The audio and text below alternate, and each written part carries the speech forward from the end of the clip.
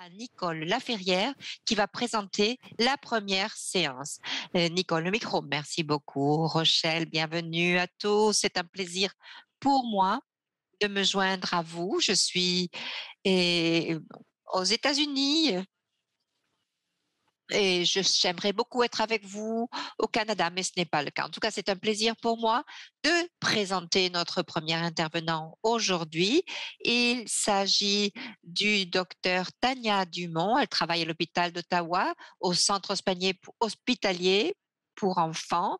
Elle travaille dans le domaine de la gynécologie pour adolescentes. Elle travaille aussi comme gynécologue pour adultes et elle est depuis ces dernières années, donc gynécologue. En 2012, elle a commencé à travailler avec Dr. Rob Klassen, des travaux pour les destinés aux jeunes femmes atteintes de troubles de la coagulation. Elle travaille à l'hôpital d'Ottawa. Elle a publié en 2013 une série de révisions dans le journal et qui est destinée aux articles de gynécologie.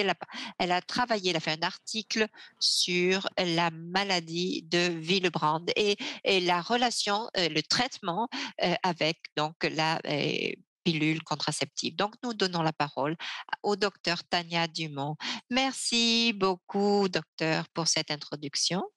Docteur Laferrière, je vois mes diapositives, mais très petites sur l'écran. Est-ce que vous pourriez, s'il vous plaît, et les agrandir un petit peu pour que je puisse les voir et les commenter. Donc, agrandissez un petit peu les diapositives sur l'écran. Merci. Ah, OK. Bien, je sais qu'on a eu aussi des problèmes hier avec les diapositives. Bon, ce n'est pas grave. Je vais essayer de travailler avec cette taille de diapositive en attendant. Bien, donc je voudrais commencer par reconnaître que les terres où je me trouve pour présenter ce travail appartiennent aux populations autochtones. En ce qui concerne la déclaration d'intérêt, j'ai reçu un honoraire de Novo Nordisk Canada parce que j'ai participé à un programme qui s'appelle Dutch, que nous n'allons pas mentionner aujourd'hui. Bien, alors, à la fin de cette présentation, vous allez pouvoir, je l'espère, décrire et interpréter les différents objectifs, les mesures objectives de saignement, articuler pour les patients la façon dont on peut utiliser différents outils pour analyser ces saignements. Et je pense que maintenant que nous avons vu les objectifs, nous devons comprendre, voir si nous utilisons la même définition de saignement menstruel abondant. Donc, saignement menstruel abondant doit être défini comme quelque chose qui empêche une femme d'avoir une vie normale au niveau social, au niveau professionnel et qui l'incommode à cause de différents symptômes. L'intervention doit viser à améliorer la qualité de vie de cette femme. Donc, rappelez-vous que les saignements menstruels sont excessifs lorsqu'ils sont excessifs pour la femme qui vient vous voir dans votre cabinet. Bien, donc nous allons entrer. Ici, vous voyez une diapositive, c'est vraiment tout petit. J'espère que vous pouvez le voir sur votre écran. En tout cas, nous voulons nous assurer que nous utilisons la bonne terminologie et les bonnes définitions. Donc, auparavant, on utilisait des termes comme ménorragie, métrorragie et autres. Et je me rendais compte qu'avec les patients, quand j'utilisais ces termes, les patients et les soignants ne comprenaient pas très bien de quoi je parlais. Et donc, j'ai décidé d'utiliser quelque chose de différent. Et donc, ici, vous voyez le guide qui propose une terminologie différente pour s'assurer qu'on comprend de quoi on parle avec les patients.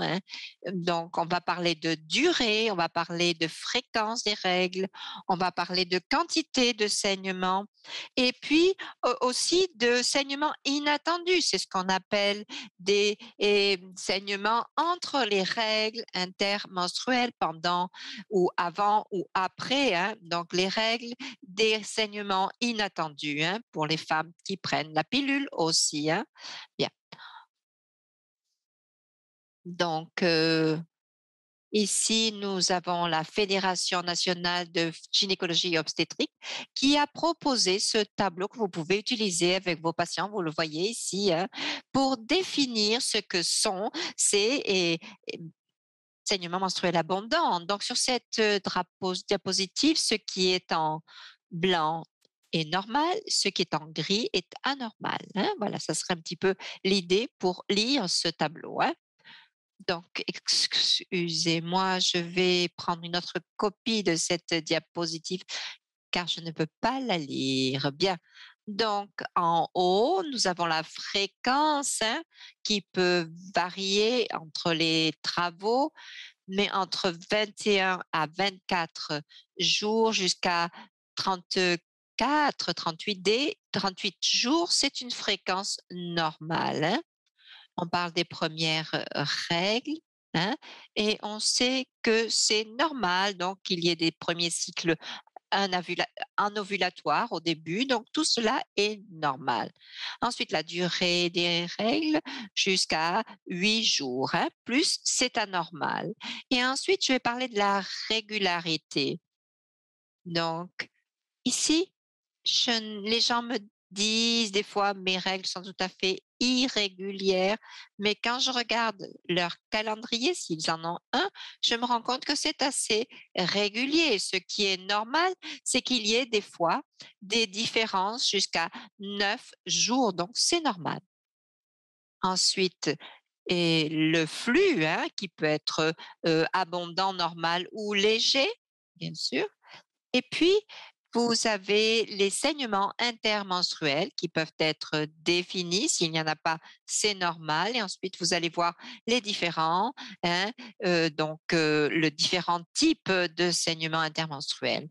Et puis, s'il y a une hormonothérapie, une thérapie hormonale, à ce moment-là, on va avoir différents saignements intermenstruels ou pas du tout, ce qui serait normal. Bien, voyons les premiers objectifs, les mesures objectives en cas de saignement menstruel abondant. Donc, le journal de pédiatrie pour les adolescentes et analyse la définition de ce qu'on appellerait saignement menstruel abondant, qui signifie plus un tiers d'une tasse. Bien, alors on va voir un petit peu. En revenant ici, vous voyez, le fait de changer de tampon ou de serviette hygiénique toutes les heures, ça veut dire que vous avez un saignement menstruel abondant avec des caillots de sang de plus de 2,5 cm. Ça veut dire aussi que vous avez une règle, saignement menstruel abondant. Hier, nous avons regardé un petit peu ce tableau pictoriel pour évaluer, quantifier le saignement. Vous pouvez demander à vos patients de le remplir. En haut, vous voyez le nombre de jours. Vous voyez que cette patiente a un saignement qui dure 6 jours, ça peut être plus long. Et ensuite, dans la colonne virtuelle, ils vont remplir par jour le nombre, la quantité de flux, le nombre de serviettes et la façon dont ces serviettes étaient imbibées. Donc, ou le tampon, ils vont vous l'apporter, les patients vont vous l'apporter et vous allez voir sur la droite comment calculer en fonction du tampon, en fonction de la serviette. Et vous voyez donc le type de flux, ça va correspondre à un chiffre, un score. On va faire ça pour tous les jours, pendant toutes les règles. Et si on a un chiffre qui est supérieur à 100, ça va donner un saignement menstruel abondant. Voilà, comme résultat. Donc, ça va nous amener à cette première question de mon enquête, hein. Donc, je vais demander à tout le monde de répondre. Comment est-ce que vous utilisez ce score de payback? Est-ce que vous l'envoyez à vos patients avant la première consultation? Si c'est le cas, est-ce qu'ils vous l'apportent le jour de la consultation? Ou est-ce que vous l'envoyez avant la première consultation et j'oublie souvent de vous le rapporter ou ils ne le remplissent pas?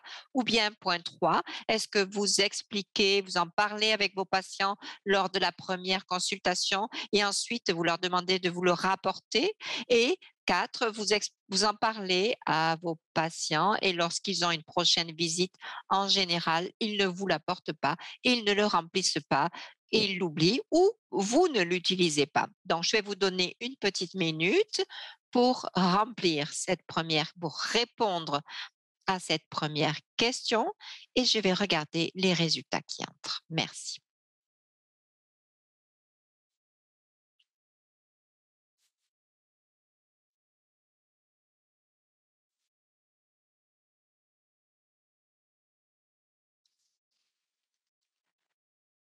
Bien, on m'a dit qu'il y avait un petit peu de délai, donc je vais attendre. Je ne vois pas de résultat pour le moment. Est-ce que le docteur Laverrière voit un résultat? Non, pas pour le moment. Je ne vois pas de résultat. Mais je vois l'enquête et j'y ai répondu personnellement. Parfait, merci.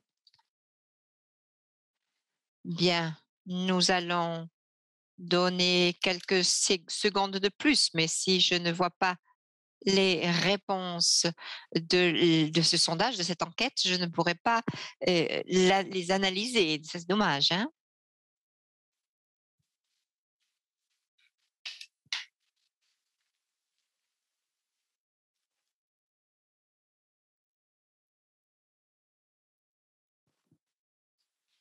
Bien, nous allons continuer. Peut-être que quelqu'un pourra me donner davantage de détails plus tard. Ah, bien, bien. Donc, nous allons regarder les avantages et les inconvénients de ce score qui s'appelle le payback. Hein. Donc, ce résultat, hein, va vous donner une spécificité de 80% pour déterminer les saignements, le type de saignement de votre patiente. Le problème, c'est qu'il n'est pas toujours accessible pour les soignants et des fois, il faut analyser des choses au sein de votre institution pour savoir si vous pouvez y accéder. Sa validité est débattue par certains chercheurs et concernant les adolescentes, c'est un petit peu un problème parce que hier, on disait justement que peu de gynécologues diagnostiquent les saignements abondants et surtout chez les adolescentes et que ce n'est pas facile. Donc, peut-être, je pense qu'on pourrait recommander ce type d'outil. En tout cas, personnellement, j'utilise ce payback et je pense qu'il est mieux adapté à un environnement spécifique et contrôlé pour les études cliniques où les paramètres de résultats cliniques sont définis et le manque de normalisation que nous avons actuellement complique un peu les choses. Voilà. Bien, nous allons maintenant voir un petit peu les déficits de fer, hein, avec une ferritine inférieure à 30. Bien, donc vous avez des vidéos sur ce site que vous voyez sur l'écran que vous pouvez consulter. Voilà, la prochaine diapositive. Vous voyez ici, il y a plusieurs vidéos. Je mets les diapositives importantes ici sur l'écran, hein, les points importants. Donc ici, il y a des symptômes de déficit de carence en fer qui sont importants, hein, que vous voyez ici sur l'écran, donc la fatigue, etc., la sensation de froid, etc. Ensuite, les causes de carence en fer, donc hein, ça peut être saignement abondant et autres, une absorption réduite, etc. Donc, on en a parlé hier, hein, et je crois que ce n'est pas nécessaire de répéter. Il y a différents problèmes qui peuvent surgir, donc qui font qu'on n'absorbe pas le fer. Ensuite, Les analyses, hein, on constate que beaucoup de patients ont des carences de fer avec des anémies, bien sûr, et il faudrait bien sûr connaître une définition. Donc, chez les adultes, vous avez ici moins de 120 grammes d'hémoglobine, hein, 110 ou 105. Hein. Donc, il faut prévenir les saignements de sang, bien sûr, chez ce type de patients, ou leur donner un supplément de fer. Voilà. Alors, voyons un petit peu les outils qui vont nous permettre de faire un suivi de ces saignements menstruels. Ici, je vais vous donner une deuxième question pour notre sondage à laquelle vous allez répondre, s'il vous plaît. Alors, quel outil de suivi des règles est-ce que vous utilisez et quel est, à votre avis, le plus recommandé pour votre patient? Donc, un calendrier, un suivi de règles, une évaluation du flux pendant les règles, un autre système, aucun système. Répondez s'il vous plaît.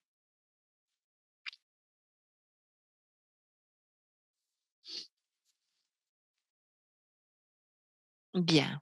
Donc, nous allons continuer à avancer pour une question de temps et le calendrier qu'on utilisait chez CHEO, hein, cet hôpital pour enfants, de Ontario. Hein. J'aime bien ce calendrier parce qu'il vous permet de voir sur toute l'année ce qu'a été les règles. Hein.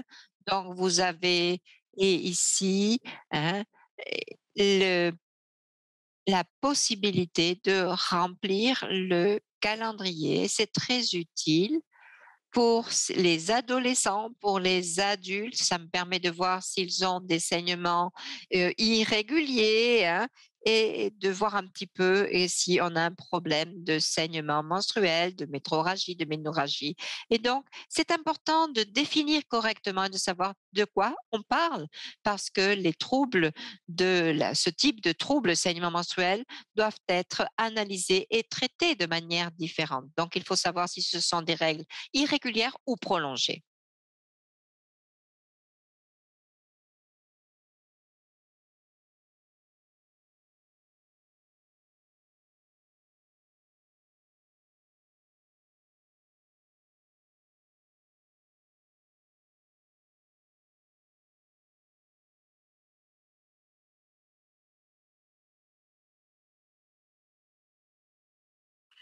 La Société canadienne d'hémophilie a également mis en place une application qui s'appelle d'évaluation des règles. Et donc, vous entrez les caractéristiques de vos règles, l'état du tampon ou de la serviette. Et donc, cela vous permet d'évaluer également la fréquence et le caractère plus ou moins normal donc, de vos saignements menstruels. Alors, je vous propose maintenant de conclure en évoquant l'impact des règles abondantes sur la qualité de ces femmes. Alors, les troubles menstruels sont une indication commune de visite médicale chez les femmes en âge de reproduction. Et ces saignements affectent 30% des femmes pendant leur vie reproductive. Donc, ce sont des plaintes qui portent principalement sur la qualité de vie, la capacité de mener toutes sortes d'activités, etc. Donc, voilà les questions que je pose à mes patients. Avec quelle fréquence changez-vous vos produits sanitaires et combien surtout dépensez-vous en produits sanitaires? Est-ce que vous utilisez est-ce que vous êtes couvert pour l'achat de médicaments, couvert par votre système de santé? Est-ce que vous souffrez d'absentéisme, c'est-à-dire pour les adolescents, avec quelle fréquence manquent-ils l'école en raison de leurs règles ou avec quelle fréquence doivent-ils renoncer à leurs activités de loisirs? Et puis pour les adultes, il s'agit de savoir avec quelle fréquence donc, ils doivent s'absenter du travail en raison de, de, de menstruation abondante.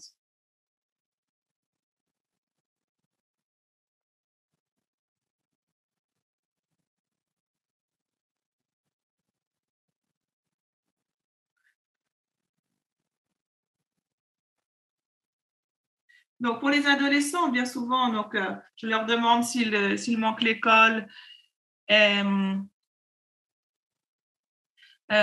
bon, souvent, quand ils manquent l'école, bien souvent, ça, je ne vais pas dire ça les arrange, mais ils s'arrangent pour rattraper chez eux, faire leurs devoirs, etc. Mais lorsqu'ils me disent qu'ils renoncent également à leurs activités de loisirs, de divertissement, là, je me rends compte que c'est grave et qu'il y a une véritable gêne.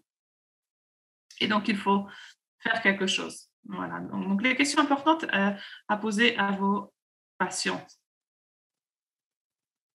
Donc, en conclusion, il convient donc de poser des questions sur les détails menstruels, c'est-à-dire les symptômes d'anémie, c'est-à-dire donc la longueur et la régularité du cycle, la durée, le flux. Et demandez à vos patientes si elles ressentent de la fatigue, si elles ont les pieds froids, etc. Encouragez vos patients à effectuer le suivi de leur menstruation. La meilleure méthode pour cela sera celle qui seront en mesure d'utiliser et de bien maîtriser et qui pourront vous expliquer. Et puis, enfin, posez-leur des questions sur l'impact de leur règles abondantes sur la qualité de vie, donc comme on l'a vu, l'absentéisme, le renoncement aux activités de loisirs ou l'absentéisme au travail. Donc, merci beaucoup d'avoir écouté ma présentation ce matin, d'être ici avec nous, et je rends la parole à l'animatrice, Madame Laferrière. Merci beaucoup, Madame Dumont, pour cette présentation claire et vraiment pratique. J'ai beaucoup apprécié, personnellement. Alors, mon rôle suivant est de m'adresser au public pour voir s'il y a déjà des questions. Alors, je crois qu'il y a eu une deuxième question, mais qui a déjà été répondue. Alors, quel type d'outil de suivi a été utilisé? Je crois que, vous voyez, la réponse au sondage. Oui. Alors, 20% utilisent le calendrier, mais les mêmes que moi d'ailleurs. Alors, personne n'utilise le Me-Period. Et 40% utilisent d'autres applications. Donc, ce serait intéressant de voir dans les commentaires quel type d'application.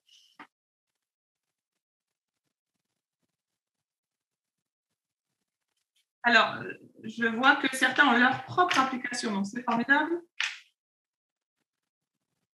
Et c'est ce que je disais dans ma conclusion. Pour moi, la meilleure méthode est celle qui est véritablement utilisée, celle que les patientes apprécient et maîtrisent et n'hésitent pas à utiliser.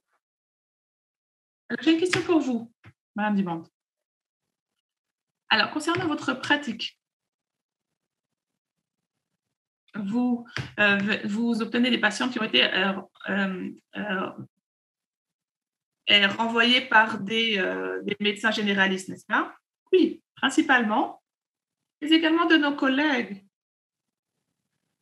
Par exemple, des gynécologues de personnes adultes donc pour des patients qui ont des menstruations abondantes. Donc, les recommandations qui me parviennent viennent de tout un ensemble de collègues.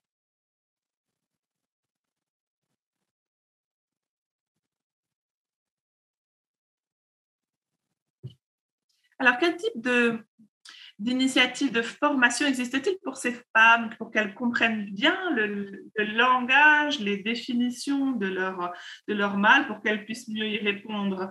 Eh bien, c'est intéressant. Il y a de nombreuses ressources disponibles auprès des médecins généralistes. Il y a des réunions organisées au niveau local, et des endroits où on peut parler de ces règles, parler de nos soucis, les soucis que les règles abondantes provoquent au quotidien.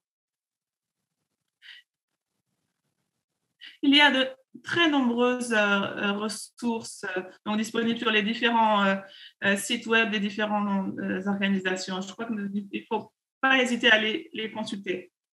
Alors, concernant la formation des médecins généralistes, est-ce que vous enseignez à Ottawa? Est-ce que vous organisez des séances pour s'assurer que nous formons bien les étudiants en médecine, les nouveaux internes, pour propager les informations et ainsi donner lieu à une meilleure prise en charge? Oui, effectivement, j'ai organisé plusieurs séances CBS sur précisément cette question des règles abondantes. Alors, je sais qu'il y a d'autres personnes qui dispensent des cours sur ces questions. Et puis, j'ai été invitée également au cours des dernières années à donner des conférences pour présenter sur différents sujets et notamment donc les règles abondantes. Donc oui, je crois que dès que nous avons l'opportunité de transmettre, disséminer ces informations, nous les saisissions. Et si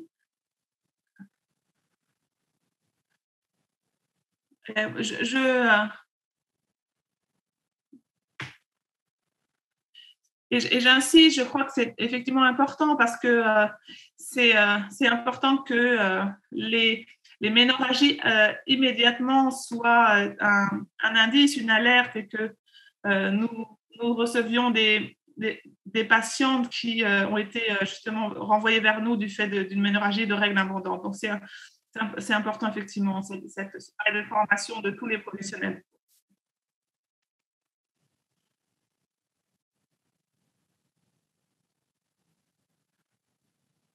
Eh bien, moi, la plupart du temps, j'échange de mon côté avec mes collègues. Je me charge du traitement de la déficience en fer. J'ai plusieurs casquettes, effectivement. Notre pratique est variée et je travaille dans plusieurs domaines, effectivement, et c'est un plaisir pour moi. Oui, effectivement, justement, le débat d'hier a été brillant et passionnant grâce à mes collègues brillantes. Et je crois que ça a été intéressant de pouvoir constater l'utilité de ces deux produits, effectivement, ferreux, aussi bien en forme orale qu'intraveineuse. Oui, alors, en résumé. Donc, 30% n'utilisent pas le payback, pour revenir à notre sondage. Et bien souvent, les patients ne l'envoient pas auparavant. Donc, effectivement, quand on rencontre notre patient pour la première fois, bien souvent, on n'a aucun support.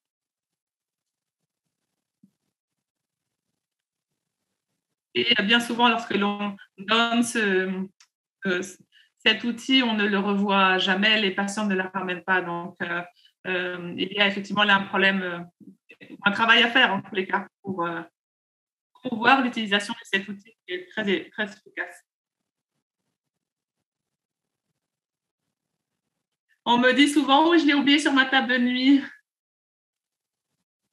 Et donc, l'intérêt des visites actuellement à distance, par vidéo, c'est que je leur dis, allez la chercher. Et donc, on insiste beaucoup là-dessus. Et donc, et justement, ça revient à ce que je disais tout à l'heure, il faut avant tout trouver un outil que l'adolescent utilisera de bon gré, qu'il poussera à utiliser et qui sera accepté par lui. C'est toujours le meilleur outil, en fait. Et parce que c'est important, parce que c'est grâce à ce diagnostic que l'on va pouvoir démarrer dès que possible un traitement à l'hémoglobine, etc. Mais nous avons besoin de données plus ou moins concrètes pour démarrer ce traitement.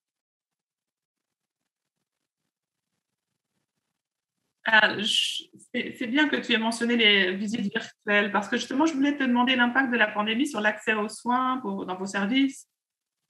En quoi, à quoi cela ressemblait au tout début de la pandémie et maintenant? Alors, je ne peux parler que de ce qui a été fait chez nous, mais donc on a eu au début un fort ralentissement de l'activité jusqu'à ce que l'on décide de s'adapter finalement. Et on s'est rendu compte que l'on pouvait faire beaucoup plus par téléphone que ce que l'on pensait. Et donc très rapidement, on a pris l'habitude en fait de prescrire par téléphone. Et on a réussi à à établir une relation comme ça très fructueuse par téléphone avec les patients. Et nous sommes rendu compte que les visites avaient un grand intérêt. Cela permettait également d'autonomiser les patients qui effectuent leur propre contrôle, leur propre suivi.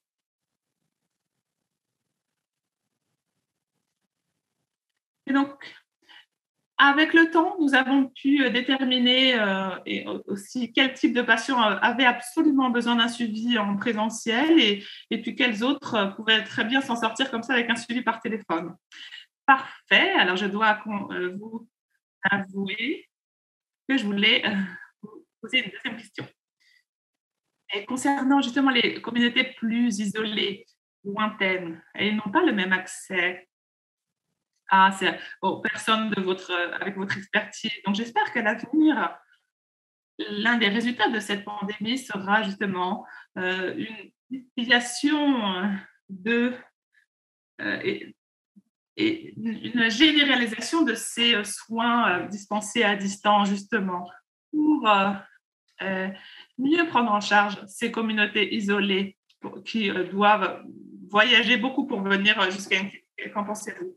Oui, tout à fait d'accord. Si cette pandémie a permis cela ou permet cela à l'avenir, c'est formidable parce que certains patients, effectivement, doivent voyager pendant des heures et n'ont pas accès directement aux experts. Ou tout simplement les femmes qui sont les mères célibataires avec 3 enfants à la maison. Pour elles aussi, c'est compliqué, même si elles vivent relativement près. Donc, effectivement, ça a été une occasion de se rendre compte que la visite par téléphone a du bon dans bien des situations. Parfait, formidable. Bien, j'ai hâte que chacun de nous, dans nos spécialités, puissions passer en revue tout cela pour évoluer à l'avenir et élargir l'accès à ces communautés ou ces groupes de personnes, accès aux soins. Parce qu'effectivement, au début de la pandémie, je me suis dit, bon, c'est bon, on va attendre, ça va bien, ça va passer. Mais petit à petit, nous avons tous basculé progressivement vers le téléphone et puis nous avons tous dû nous adapter et puis nous nous sommes aperçus que cela avait du bon dans bien des situations.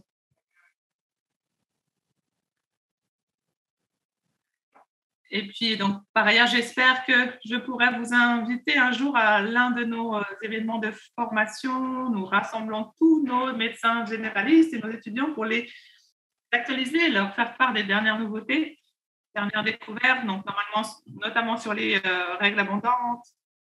Et donc, avoir votre participation, votre participation à ces séances, ce serait formidable. Ce serait un plaisir pour moi également. Est-ce que vous avez des dernières conclusions, remarques à nous transmettre? Sinon, je vous remercie. C'était un plaisir, véritablement, c'est formidable cet événement. Hier, j'ai beaucoup apprécié tout le programme. Je vois qui va me suivre maintenant. Vraiment, c'est une aubaine et c'est une excellente nouvelle de voir que ces événements existent et diffusent ces informations si importantes.